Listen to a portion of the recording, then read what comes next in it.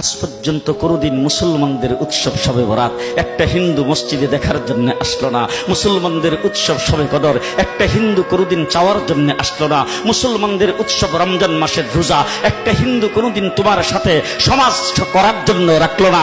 একটা হিন্দু কোনোদিন তোমার ঈদের নামাজে আসলো না। একটা হিন্দু কোনোদিন তোমার সাথে জুমার নামাজে অংশগ্রহণ করলো না। তোমাকে দেখার জন্য পর্যন্ত আসলো না। তার কারণ হলো হিন্দুরা মনে করে এটা মুসলমানের উৎসব, আর তুমি মুসলমান হইয়া হিন্দুর দুর্গা পূজায় কিভাবে গেলা? তোমার কি হয়ে গেল? তোমার কি লজ্জা শরম তুমি ধুয়ে ফেলে দিয়েছো? তোমার কি কোনো লজ্জা শরম নাই? লজ্জা শরম নাই? আবার কি সুন্দর বলতেছ, ধর্ম যার যার উৎসব সবাই। হাই হাই হাই, ও মুসলমান যুবকেরা ভালো করে শোনো, ধর্ম যার যার উৎসব সবার, তাইলে বিয়া যার যার বউ তো সবার।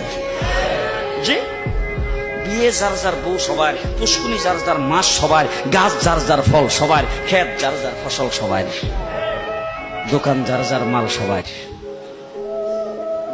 এখন ঘুমাইছে কি কথা বলেন না কেন? তাহলে আমার দোকানের মাল যদি আমার হয়, আমার ক্ষেতের ফসল যদি আমার হয়, আমার গাছের ফল যদি আমার হয়, আমার গাছের নারিকেল যদি আমার হয়, আমি বিয়ে করলে বউ যদি আমার হয়, মুসলমান আমার পুষ্কুনির মাস যদি আমার হয়, তাইলে ধর্ম যার উৎসব তার।